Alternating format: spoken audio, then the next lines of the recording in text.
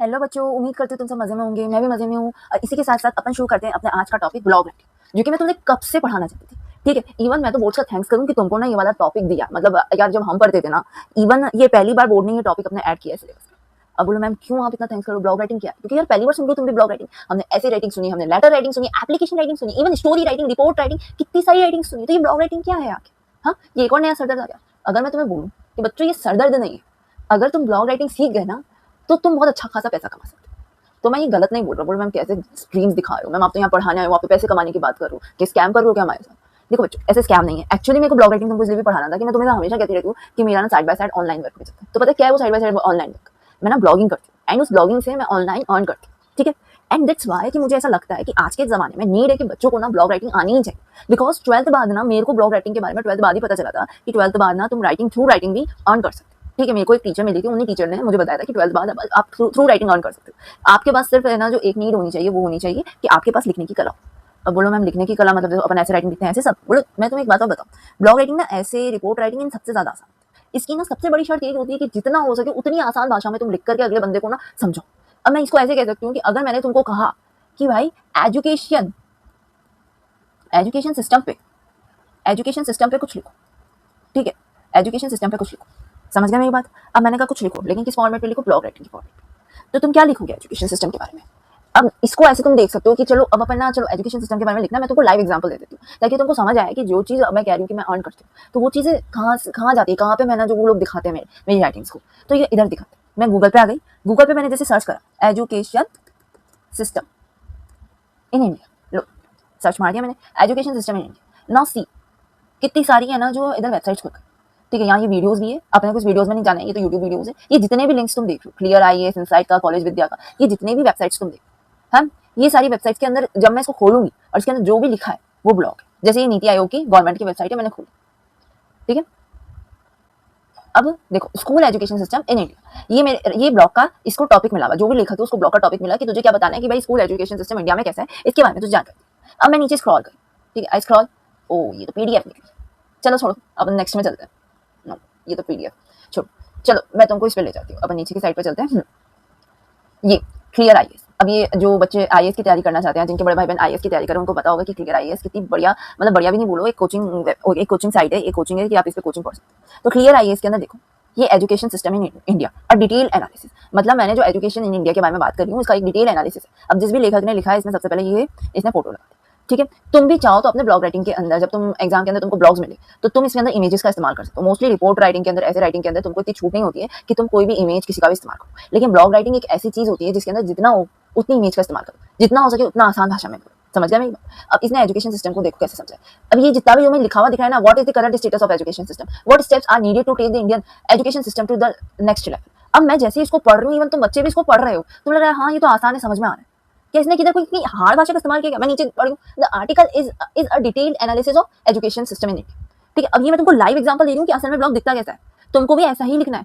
Even तुम्हें तो कितना लिखना है, 100 शब्दों का ब्लॉग लिखना है, मतलब तुम्हारे को कितना छोटा लिखना है तुमको।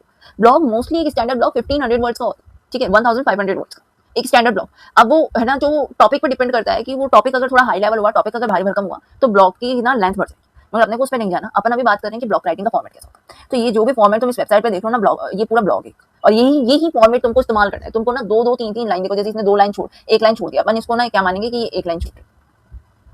अब अपन क्या मानेंगे, ये 1 लाइन छोड़ रहा है, ये सब 1 लाइन छोड़ रही है। ठीक है, 1 लाइन छोड़ करके ये 2 लाइन में इन सब चीजों को जो लिख रहा है, ये क्या है, ये ब्लॉग।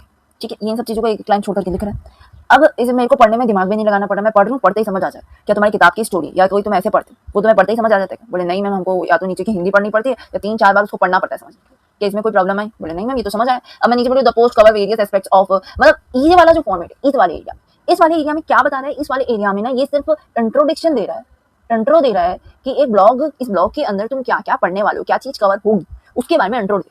ठीक है, क्या क्वेश्चन के साथ शुरू कर सकते हो तुम लोग, अगर तुम्हारी इच्छा क्वेश्चन के साथ शुरू करना चाहो तो क्वेश्चन के साथ शुरू करो, तुम्हारी इच्छा डायरेक्ट यहाँ से शुरू करना चाहो वहां से शुरू करो। अब जैसे मैं नीचे बढ़ती हूँ, देखो ये इमेज लगाने में ये कोई कसर नहीं छोड़ रही। ठीक है, अब ये टेबल ऑफ कंटेंट है कि इसके अंदर ये क्या बताएगा। सबसे पहले मुझे बताएगा ठीक है history of Indian education system, then बताएगा कि करंट स्टेटस कैसा है। अब ये इसने क्या है ना टॉपिक्स रिसर्च के साथ निकाले। अब अपन को तो भाई स्कूल के अंदर लिखना है, तो अपन ना एक बार प्रैक्टिस करेंगे। ठीक है, तो प्रैक्टिस के साथ ऐसा होगा। ठीक है, अब चलो अपन देखते हैं आगे। ये इसका टेबल ऑफ कंटेंट है। तुम भी चाहो तो अपने ब्लॉग में ये टेबल ऑफ कंटेंट डाल सकते हो, कोई तुमको नहीं रोकने वाला। ब्लॉग राइटिंग क्या होती है, जितना हो सके उतना आसान बनाना, और table of content blog writing का एक जरूरी हिस्सा है। एक अच्छे ब्लॉग की खासियत ये है कि उसके अंदर ना तुम लोग जब इंट्रोड्यूस करो खुद को, तो इंट्रोड्यूस करने से पहले ही तुम बता दो कि भाई जो भी मैं ये लिखने वाला हूँ ना, इसके अंदर ये चीज है। समझ गया मेरी बात? अब देखो, जैसे अब history of Indian education system, ठीक है, history of Indian education system में इसका देखो फॉर्मेट, देखो तुम कैसे दो दो एक एक लाइन तीन तीन लाइन के अंदर स्किप किया, 3 लाइन से ज्यादा तुम कहीं नहीं देखोगे। उसके बाद 3 लाइन भी उधर ऊपर एक बार यूज करिए, फिर बिल्कुल सिर्फ 2 लाइन का यूज किया। इधर इसने फिर से कोई इमेज लगा दी, करंट स्टेटस बताया और कोई इमेज लगा दी कि कैसा सेंसस के अकॉर्डिंग लिटरेरी कैसा है, फीमेल्स का कैसा है। इधर पॉइंटर्स में बात कर रहा है कि खैर ये तो बहुत बड़ा ब्लॉग है, इंडियन एजुकेशन सिस्टम पे बहुत बड़ा ब्लॉग, अपन को कोई इतना बड़ा ब्लॉग नहीं लिखना। देखो ये स्टेप्स पे बातें कर रहे हैं, तुम ब्लॉग में स्टेप्स पे भी बातें कर सकते हो। हालांकि मैं ये सिर्फ अभी तुमको ये बता दूं कि ब्लॉग कैसा दिखता है और लाइवली इसका क्या यूज है, ठीक है। इवन मैं तुमको यहाँ पे एक लाइव लिखूंगी भी ब्लॉग, ताकि तुमको ये चीज समझ आवे कि अपन ब्लॉगिंग कैसे कर सकते हैं, ठीक है। और है ना जो, ताकि तुम आगे खुद भी करो, ठीक है, तुमको भी मैं होमवर्क दूंगी, ठीक है। सस्टेनेबल डेवलपमेंट, अब देखो ये तुम देख पाए हो फॉर्मेट, मतलब कितना ज्यादा इसने कितने सारे सब टॉपिक्स का यूज करा, कितने सब टॉपिक्स, कितना सारा। तो ये ब्लॉग का फॉर्मेट है कि तुमको भी ऐसे सब टॉपिक्स का इस्तेमाल करना है। अब बोलो ठीक है मैम, ये इसने तो रिसर्च करी, इसने करते हैं, मतलब मैम हम कहाँ से वो सब टॉपिक्स ढूंढ के लाएंगे? तो बेटा देखो, तुम्हें ना बोर्ड में कोई ऐसी चीज नहीं देगा कि भाई तुम ना उस काम को कर ही नहीं सको ना, कोई ऐसा टॉपिक तुमसे पूछेगा, ठीक है। एजुकेशन सिस्टम एक रेलेवेंट टॉपिक है, वो पूछ सकता है। तुमको क्या करना है कि भाई थोड़ी सी जानकारी इकट्ठी करो, मतलब तुम पढ़ते ही हो कि हाँ history of Indian education system क्या था, हिस्ट्री में पढ़ा हो, या नहीं भी पढ़ा हो तो तुम्हारे पास गाइड बुक्स है, तुम्हारे पास बुक्स है, उसमें जो भी टॉपिक है उस टॉपिक के अंदर किस तरीके से लिखा हो उसके अकॉर्डिंग, ठीक है। मैं तुम्हें सिर्फ एक फॉर्मेट बता रही हूँ कि ये एक स्टैंडर्ड फॉर्मेट है कि तुमको एटलीस्ट सिर्फ 2 लाइनें छोड़नी है, 2 लाइनों से आगे नहीं बढ़ना है, ठीक है। ज्यादा से ज्यादा आगे बढ़ सकते हो तो 3 लाइन छोड़ो, मतलब लाइन मत छोड़ो, मतलब 3 लाइन में लिखो, एक एक लाइन छोड़कर छोड़ना। ब्लॉग जितना हो सके उतना क्या होना चाहिए, आसान होना चाहिए, यानी कि पढ़ने वाले को भी आसान लगे, ठीक है। अब मैं जैसे इस फॉर्मेट में रुक रखी हूँ, तुमको ये पढ़ने में तुम इसको पढ़ो। India is this tradition of imparting knowledge. The Gurukul was a type of education system in ancient India, and Shishya students living with the Guru in the same house. Nalanda has the oldest university system of education in the world. Students from across the world were attracted to Indian knowledge system. Many branches of knowledge the system had their origin in India. Education was considered higher virtue in ancient India. मतलब मेरे को ना इसको समझने में कोई time लग रहा है तुम मैं पढ़ रही हूँ, तुमको भी फटाफट समझ आ रहा है, कोई खास नहीं, ठीक है। तुम खुद ऐसे लिखते हो, इसने एक एक, मतलब तुम ये सोचो इसने फुल स्टॉप लगाया, देन ये ना कोई नई बात की शुरुआत कर, ठीक है। तुम ये देखो इधर फुल स्टॉप लगाया, कोई नई बात की शुरुआत कर, समझ गया मेरी बात? तो ये तो मैंने एक ब्लॉग राइटिंग का फॉर्मेट दिया, ठीक है, इतना समझ आ गया। अब देखो इसके अंदर लिखना क्या क्या होता है, तुमको ब्लॉग राइटिंग कैसे करनी है इसको समझे तो चलो। अब जब तुमको फॉर्मेट की बात करूँ कि तुमको कॉपी में कैसे लिखना है, तो तुम्हारे ब्लॉग राइटिंग में कितने शब्द हैं, 100 से लेकर के 200 शब्दों तक तुम लिख सकते हो, ठीक है। 100 से 200 यानी कि कुल मिलाकर के तुमको एक पेज तो ब्लॉग राइटिंग पे भरना है, ठीक है। अब कोई भी टॉपिक तुमको मिल सकता है, और टॉपिक के अंदर तुम एक पेज कैसे भरोगे, देखो कैसे, उस टॉपिक के अंदर तुम क्या करोगे, एक मिनट, उस टॉपिक के अंदर तुम क्या लिख सकते हो कि सबसे पहले तो टाइटल, ठीक है, टाइटल के बाद तुम है ना जो 3 लाइन का इंट्रोडक्शन लिखो, ठीक है। उसके बाद टेबल ऑफ कंटेंट, यानी कि तुम उसमें क्या क्या बताने वाले हो, अपने को तो एक पेज भरना है, तो कुल मिलाकर के एटलीस्ट 3 कंटेंट तुम लिख लो कि भाई मैं इसमें इस चीज़ की बात करूंगा, इसकी बात करूंगा, इसकी बात करूंगा, ठीक है। उसके बाद तुम है ना जो मेन पैराग्राफ में आ जाओ, पहला कंटेंट जो भी तुमने कहा वो इधर है ना जो उसका टॉपिक डालो, टॉपिक 1 डालो, 3 लाइन भरो, आगे बढ़ जाओ टॉपिक 2 डालो, ठीक है, समझ गए मेरी बात? फिर 3 लाइन भरो, आगे बढ़ जाओ, फिर टॉपिक 3 डालो, समझ गए? इस तरीके से तुम्हारा ब्लॉग राइटिंग का फॉर्मेट है। हालांकि अगर तुम रहना ड्राइंग में अच्छे हो तो तुम चाहो तो इसमें इमेजेस का इस्तेमाल कर सकते हो, तुम्हें फुली शूट है, ठीक है। और जितना हो सके ना खुद की भाषा में बात करना, कोई रटने की जरूरत नहीं है। ब्लॉग राइटिंग कोई ऐसे राइटिंग जैसा नहीं है कि अपन रट करके चले जाएंगे, ठीक है। अगर तुम खुद की भाषा में बात करोगे और जितना हो सके आसान, मैं कह रही हूँ हमेशा आसान, हार्ड वार्ड वोकेबलरी का नहीं। मैंने कहा कि यार तुम्हारी बात बहुत अच्छी, ठीक है, तो मैं एग्जाम्पल दे रही हूँ कि किस तरीके से आसान होना चाहिए। तो मैंने जैसे कहा इट्स अ मीनिंगफुल, यानी कि ये अच्छा, मीनिंगफुल का अर्थ होता है कोई चीज़ काफ़ी मीनिंग है जिसके अंदर वो है, ठीक है। लेकिन अगर मैं उसको ऐसे बोल रही हूँ, दूसरी 10 भाषा बता रही हूँ, ठीक है, ठीक है, it's you have a deep thought, such a deep thought. अब इस तरीके के जो शब्द हो गए ये थोड़ी हाई लेवल हो गए, ठीक है। तो समझ गए मेरी बात? तुम जितना हो सके उतनी आसान भाषा में बात करो, और जितना हो सके ना अपनी भाषा में बात करो। जैसे ही तुम इंग्लिश बोलते हो ना वैसे ही लिखोगे ब्लॉग राइटिंग, वही, समझ गए? तुमको अगर मैं एक मेरे फेलो ब्लॉगर का किस्सा सुनाऊं कि भाई उसने मुझे बताया था कि क्या हुआ था ना उसके साथ कि है ना जब वो ब्लॉग, मतलब वो भी एक ब्लॉगर है, ठीक है, वो उसकी अर्निंग्स तो खैर हाई है, फ्रीलांसिंग करता है। मैं तो सबको इसके बारे में बताऊंगी तुम बच्चों को, बट फिलहाल अपना मेन फोकस एग्जाम पे है, इसलिए मैं फिलहाल इसका ना प्रोफेशनल एरिया भी तुम्हारे पास नहीं लाऊंगी, ठीक है। अभी अपन एग्जाम फोकस है, बट मैं तुमको एक किस्सा बता रही हूँ कि उसने मुझे क्या बताया था। उसने कहा कि ना जो एक्चुअली ना क्या हुआ था उसके साथ, उसकी ना इंग्लिश पूरी कच्ची पक्की, ठीक है, कच्ची पक्की इंग्लिश है, उसको इंग्लिश कुछ खास आती नहीं, ठीक है, लेकिन वो ब्लॉगिंग में घुस गया। अब इंडियंस की सब जब भी वो बात करता था तो चलो उसकी कन्वर्सेशन हिंदी में हो जाती थी, ठीक है, लेकिन एक दिन उसको मिल गया फॉरेन क्लाइंट, ठीक है, एक दिन उसको फॉरेन कस्टमर मिल गया, उसको इससे ब्लॉग लिखवाने थे कोई 3-4, तो उसके पास जाकर के अब वो कैसी इंग्लिश बोले, ठीक है। अब तुम एक इमेजिन कर सकते हो एक ऐसा इंसान जो टूटी फूटी इंग्लिश जानता हो, फिर वो जाता है बोलता है yes I know okay okay however, मतलब जितना हो सके तुम जितनी आसान इंग्लिश में खुद बात कर सकते हो वैसी आसान इंग्लिश में वो बात किया, ठीक है, वो अपनी लिमिट्स के अकॉर्डिंग उससे बात कर। वो फॉरेनर की इंग्लिश तुम सोचो, फॉरेनर जो बचपन से इंग्लिश बोलो उसकी कितनी फ्लोलेस होगी, ठीक है। तो उसने बात करी, then at the end of the conversation the foreigner said that your English is too easy to understand. Means तुम सोचो, उसने कहा कि तुम्हारी इंग्लिश कितनी ईजी है समझने के लिए। मतलब जिस बंदे को खुद की इंग्लिश में कॉन्फिडेंस ही नहीं था, उसको एक बाहर वाला इंसान आकर के बोल रहा है कि तुम्हारी इंग्लिश कितनी ईजी है समझने के लिए। तो समझे मेरी बात, उसकी इंग्लिश ईजी, और इसी कारण उसको ब्लॉगिंग का वो चीज़ मिली कि भाई वो ब्लॉग बनावे, उसको ब्लॉग का पोर्टफोलियो ऑलरेडी रेडी था, ठीक है। और वो उसकी बातों से भी प्रभावित हो गया, क्योंकि ब्लॉगिंग का अर्थ होता है जितना हो सके उतनी आसान भाषा में बात करो, ठीक है, क्योंकि तुमको कस्टमर लाने। समझ गए मेरी बात। तो ये नहीं प्रोफेशनल चीज़ भी है। मैं तुमको तो खैर अगर एकेडमिक्स में चली जाऊंगी ना, तो एकेडमिक्स में मतलब अगर से पढ़ाई पढ़ाई से, तो मैं तुमको इस पर रिलेट करूंगी कि भाई पढ़ाई में इतना कर लो तुम्हारा काम बन जाएगा। तो बच्चों ये क्या हो जाएगा कि ना जो असली जो ये ज़िंदगी है, जो इसकी असली दुनिया है, मैं उससे तुमको दूर रख रही हूँ। एंड तुम सोच भी नहीं सकते कि इसकी इस असली दुनिया में कितनी ज़्यादा अर्निंग्स हैं। एंड इवन जो मतलब बड़ी सिटीज़ के अंदर बच्चे हैं, ठीक है, मैं दिल्ली की बात करूँ तो उन सिटीज़ के बच्चों को मोस्टली, क्योंकि अपन जैसे छोटी सिटी के अंदर बच्चों को मोस्टली इसके बारे में पता नहीं होता है, इसलिए मैंने कहा कि भाई ये तो अच्छा हुआ कि सरकार ने ना जो तुम्हारे ये सोचा कि चलो ब्लॉग राइटिंग डाल देते हैं, क्योंकि जो बच्चे हैं वो सब ना कॉलेजेस के अंदर अपनी साइड इनकम के भाई पेरेंट्स से पैसा ना ले, अपन अपनी कमाई खर्चा खुद निकाल देवे, तो वो लोग ब्लॉगिंग का यूज़ करते हैं, ठीक है, क्योंकि इसमें कुछ भी नहीं होता। तुम्हारे पास एक लैपटॉप होना चाहिए, लैपटॉप या एक कंप्यूटर होना चाहिए, तुमको लिखना आना चाहिए, ठीक है, आसान भाषा में लिखना आना चाहिए, तो बस शुरू कर दो ब्लॉग। किसी भी वेबसाइट में हमारे पास बहुत सारी है ना जो वेबसाइट है, जैसे मीडिया में, मतलब मीडिया में जिसमें तुम डाल सकते हो, आयरा है और लिंक्डइन है, काफ़ी सारी वेबसाइट्स हैं जिसमें तुम है ना जो अपने ब्लॉग्स को डाल करके, सबस्टैक है, इस सब के अंदर तुम अपने ब्लॉग्स को डाल करके ना जो ये दिखा सकते हो कि भाई मैं लिख सकता हूँ, ठीक है। फिर क्लाइंट को अप्रोच करो, कोई ईमेल से इन सबसे क्लाइंट को अप्रोच करके तुम जा सकते हो उनके पास, भाई हम ब्लॉग लिखते हैं, बताओ अगर आपसे को लिखवाना है तो। और तुम जो भी ब्लॉग लिखोगे वो आएगा किसके अंदर, वो ऐसी जो वेबसाइट तुम देख रहे हो, इस वेबसाइट के अंदर ये जो पूरा का पूरा ब्लॉग है, ये एक ब्लॉगर ने लिखा है, ठीक है, और ये इसके अंदर रैंक करेगा। समझ गया मेरी बात। ये पढ़ने में कितना आसान है, ठीक है। ब्लॉग की एक बात और मैं बता रही हूँ, जैसे ये तुम देख लो इसको तो तुम बोलो कि हाँ मैं पढ़ने में तो बहुत आसान है, ठीक है। देन इसके मैं जैसे अब नीचे जाती हूँ, बोलो ये भी तुमको आसान लग रहा है कि हाँ एक एक दो दो लाइन में स्टेप आउट कट ऑफ कर दिया, आसान है। देन मैं नीचे गई, अब ये तुमको थोड़ा क्लटर लग रहा है क्योंकि इसके अंदर ना तुमको लाइन्स का गैप नहीं है, ठीक है। इसलिए बात को ध्यान रखना है कि ब्लॉग राइटिंग जब तुम करो तो ऐसे लाइन्स का गैप भी होना चाहिए, ठीक है। ये मैं तुम्हें प्रोफेशनल भी बता रही हूँ क्योंकि बहुत प्रोफेशनल इंसान ने लिखा है ब्लॉग, काफ़ी प्रोफेशनल इंसान ने लिखा है, तो ये प्रोफेशनली ऐसे चलता है। और एकेडमिक्स के अकॉर्डिंग तुम भी मुझे बताना कि तुम्हें कैसे टीचर ने बताया, ठीक है, क्योंकि ये तो बहुत एक प्रोफेशनल भी हो गया। एंड मैं तुमको और भी चीज़ बताऊंगी कि है ना जो इसको और कैसे लिखते हैं, ठीक है। ये तो एक हो गया। अब चलो, अब जैसे कि मैं कोई टॉपिक ले लेती हूँ जिसमें मुझे ब्लॉग लिखना है। एक काम किस पे टॉपिक ले लें, चलो एक काम करते हैं, मैं ब्लॉग लिखती हूँ तुम्हारे चैप्टर आइस एंड फायर, ठीक है। अभी मैं फिर से अपनी स्क्रीन पे आ गई, यहाँ पे मैं MS वर्ड ओपन करती हूँ, ठीक है। चलो ओपन हो रहा है, हो गया। चलो क्रिएट ब्लैंक डॉक्यूमेंट। चलो यार ओपन होने में टाइम लगा रहा है। ओपन तो हाँ ये रहा, जो राइट पे चले जाते हैं अगर ये ओपन नहीं होगा तो। ओके, तो अब जैसे मैं मेरे आइस एंड फायर वाले ब्लॉग को लिखूंगी तो मैं क्या लिखती हूँ, जैसे मैं सबसे पहले लिखती हूँ अ ब्रीफ, ये जैसे मेरा ब्लॉग टॉपिक बन, अ ब्रीफ एक्सप्लेनेशन और Robert Frost poem ice and fire. समझ गया तो मैंने क्या टॉपिक डाला, एक ब्रीफ एक्सप्लेनेशन है किसके ऊपर, रॉबर्ट फ्रॉस्ट के पोएम के ऊपर जिसका नाम क्या है, आइस एंड फायर, ठीक है। अब मैं क्या करती हूँ, मैं ये लिखती हूँ this poem is come in the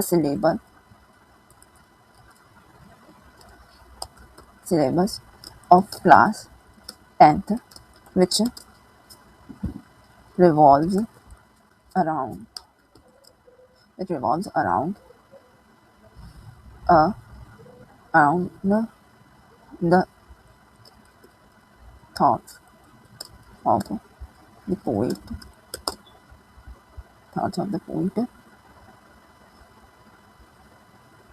about the destruction of the world।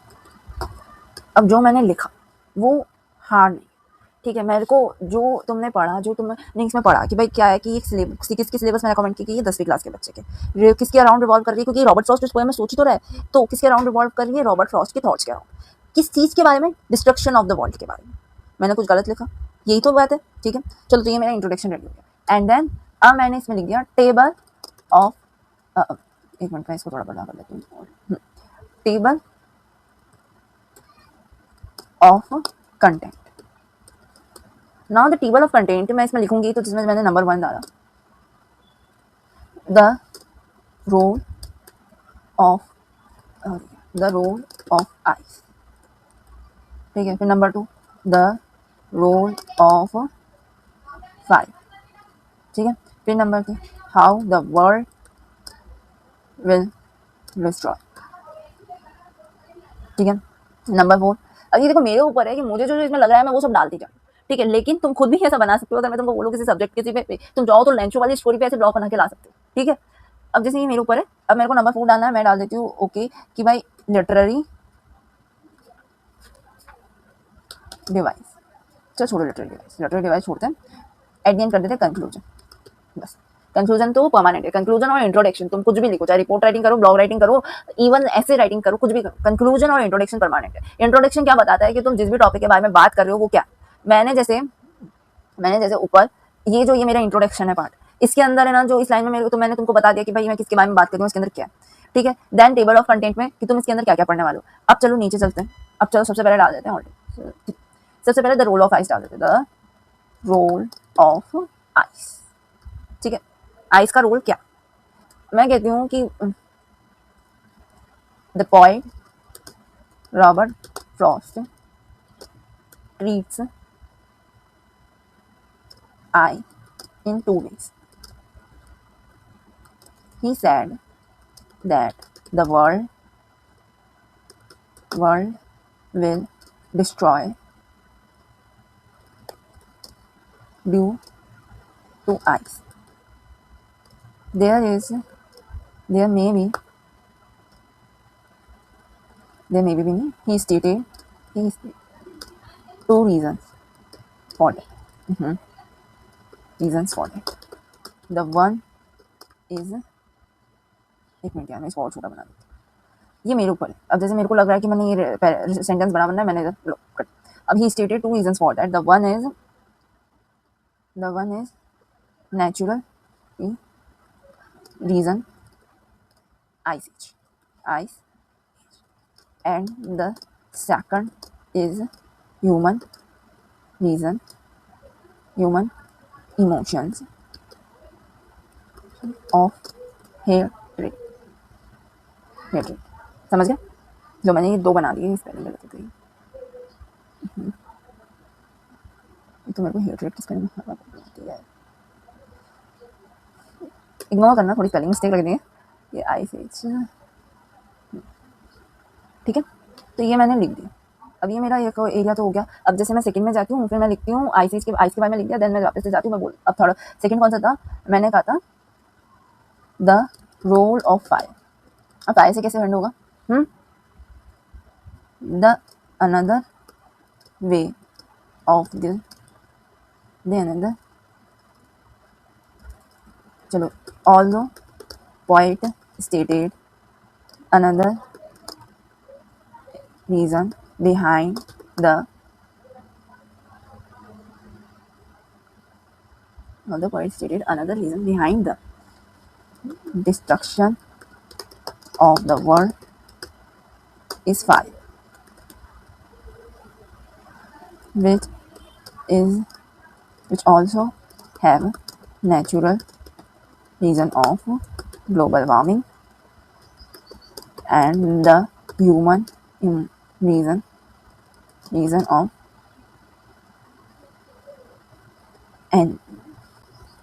anger and jealousy. बस हो गया। अब मैंने कंक्लूजन डाल दिया, कंक्लूजन नहीं, एक और था ना, why the world will destroy, why the world will destroy।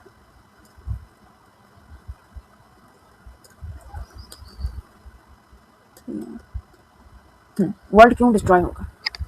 अब देखो ये क्रिटिकल एस्पेक्ट है, अब इसमें मैं कुछ भी डाल, जैसे कि मैं कह देती हूँ according to Robert Frost the world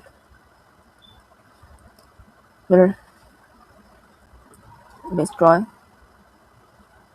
twice as he observe the, observe यानी कि किसी चीज़ को समझना, ठीक है, एज ही ऑब्जर्व, नहीं स्पेलिंग गलत है यार, as he observed the human behavior to himself and to nature. अब रॉबर्ट फ्रॉस्ट ने ऐसा क्यों कहा था कि वर्ल्ड हाइस्ट ऑफ फायर से डिस्ट्रॉय होगा? मैंने नेचर के बारे में बता दिया कि भाई नेचर के कारण भी हो सकता है और उसके कारण भी हो सकता है। फिर मैंने ये कहा कि उसने ये भी कहा कि वर्ल्ड 2 बार क्यों डिस्ट्रॉय होगा, क्योंकि ह्यूमन बिहेवियर, ह्यूमन कैसे खुद के साथ बिहेव करता है, मतलब खुद के साथ, खुद के लोगों के साथ कैसे एक धोखे में लगता है कि भाई किसी बंदे से वो बहुत ज़्यादा जलता है, उसको अच्छा नहीं लगता, लेकिन उसके सामने तो ऐसा रहता है जैसे वही उसका सबसे बड़ा हितैषी। समझ गया मेरी बात? एक तो ये भी एक ह्यूमन बिहेवियर है। दूसरा नेचर, अपन लोग क्या प्रकृति को नुकसान नहीं पहुंचा रहे? ऑफ कोर्स मैं प्रकृति को नुकसान पहुंच रहा है। गैसें अपन हवा में छोड़ देते हैं, जो चीज़ें अपन है ना, जो मतलब अपने पानी में जो गंदी गैसें, फैक्ट्री का जो गंदा पानी जाता है, वो सब क्या, ये तो चीज़ें हैं। समझ गए? फिर मैं कंक्लूजन कर देती हूँ, ठीक है? अब through this poem, the poem is still relevant in the today's in the world as it reflects the human behavior well. बस दी एंड। खैर ये तो मैं ये बोलूँ, लिखा तो बहुत छोटा है, ठीक है, लेकिन ये ऐसा है कि तुम्हारे को ये समझाने के लिए कि कैसे एक ब्लॉग राइटिंग होती है, वो है। जैसे तुम देखो, अब ये जो पैटर्न तुम देख रहे हो, ये जो है, ये ब्लॉग एक मैंने लिखा है, देखो 170 शब्द, वर्ड काउंट देख पा रहे हो? 170 शब्द, बस 170 शब्द में मैंने इसको कंप्लीट कर दिया। मतलब तुमको भी सिर्फ इतना छोटा सा ब्लॉग लिखना है, टेबल ऑफ कंटेंट है, इस तरीके से। समझ गए मेरी बात? बिल्कुल ये फॉर्मेट और ऐसा ही दिखना चाहिए। तो ये तो होती है ब्लॉग राइटिंग, समझ गए? अब मैं तुमको टॉपिक दूंगी, खुद को लिखने को बोलूंगी, क्योंकि इसलिए अभी इसके अंदर समझाने की कुछ खास है नहीं। ये सब एक प्रैक्टिकल चीज़ है। मैं तुमको सिर्फ एक फॉर्मेट दिखाऊँ कि इसका फॉर्मेट कैसा है, ठीक है? मैं तुमको ये बात बताऊँ कि प्रोफेशनल, यानी कि तुम इस पर एक करियर भी बना सकते हो, तुम खुद को एज ए ब्लॉगर इंट्रोड्यूस भी कर सकते हो। मतलब तुम ये भी सोच सकते हो फ्यूचर में कि यार 12th के बाद ना मैं ब्लॉगिंग करके कमा सकती हूँ, तो मैं ब्लॉगर बन सकती हूँ, ठीक है? अपने पास ना कोई ऐसा ऑप्शन नहीं है करियर कि भाई बड़े होकर के बच्चे को IAS RS बनना है। अरे ब्लॉगिंग भी एक ऑप्शन है, और एक अच्छा जेन्युइन ऑप्शन है। तुम जितने अच्छे ब्लॉगर हो ना, तो तुम हर एक ब्लॉग से बहुत अच्छा कमाओगे। तो मतलब मैं जिस दोस्त की बात कर रही हूँ ना, वो क्या है कि उसके वो ब्लॉगिंग में बहुत अच्छा है। वो अपने क्लाइंट से पर ब्लॉग के 30,000 रुपीज़ लेता है। मतलब वो ऐसे में पूरे के पूरे 1000 शब्द लिखने के लिए 30,000 रुपीज़ लेता है, ठीक है? तो एटलीस्ट तुम सोचो कि अगर उस क्लाइंट को उस इंसान से कुछ मिला करके 10 ब्लॉग लिखाने हैं, तो उसकी अर्निंग कितनी है, ठीक है? अब ये मैं तुमको आइडिया दे रही हूँ। अब तुम ये मत सोचना कि यार ये तो बहुत फैसिनेटिंग करियर है, क्या है। देखो स्ट्रगल भी उसने इतना किया कि वो 30,000 रुपीज़ ले रहा है। उसकी जो स्टार्टिंग हुई होगी ना, वो मेरी 5,000 से हुई होगी, या शायद उससे भी कम। समझ गए? तुम्हें अगर मैं मेरी स्टार्टिंग बताऊँ ना, तो मैंने जो मेरा फर्स्ट ब्लॉग लिखा था ना, वो मैंने 210 रुपीज़ में लिखा था, ठीक है? तो इस बात का ध्यान रखना कि उसने उस 30,000 रुपीज़ को कमाने के लिए उतना स्ट्रगल भी किया। तो हर चीज़ के पीछे स्ट्रगल भी होता है। ब्लॉगिंग एक अच्छा करियर है, मैं तुमको ये बताऊँ कि तुम इसमें घर बैठे पैसा कमा सकते हो। बस तुम्हें ना अपनी नॉलेज को बढ़ाना होगा, रिसर्च स्किल्स को बढ़ाना होगा, अपनी क्रिटिकल स्किल को बढ़ाना होगा, प्लस अपनी राइटिंग स्किल को भी बढ़ाना होगा, ठीक है? लोगों से बात करनी आनी चाहिए, क्योंकि हर चीज़ ईजी। एट द एंड अगर मैं तुमको इसका ग्लिम्स दूँ, तो तुम्हारे पास एक ब्लॉग लिखने के लिए तुमको क्या क्या चीज़ों की नीड है कि भाई इन चीज़ों के थ्रू ही तुम एक ब्लॉग लिख सकते हो।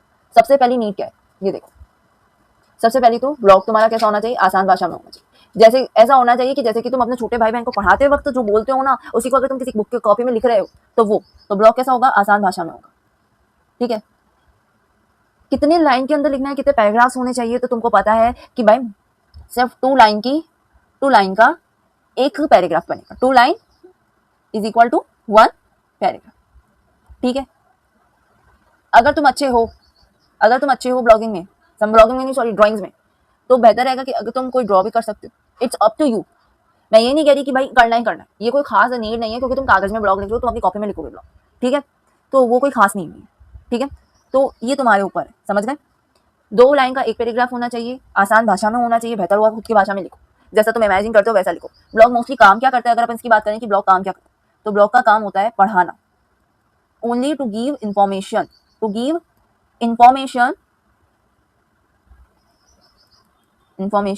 इन writing form, in return form.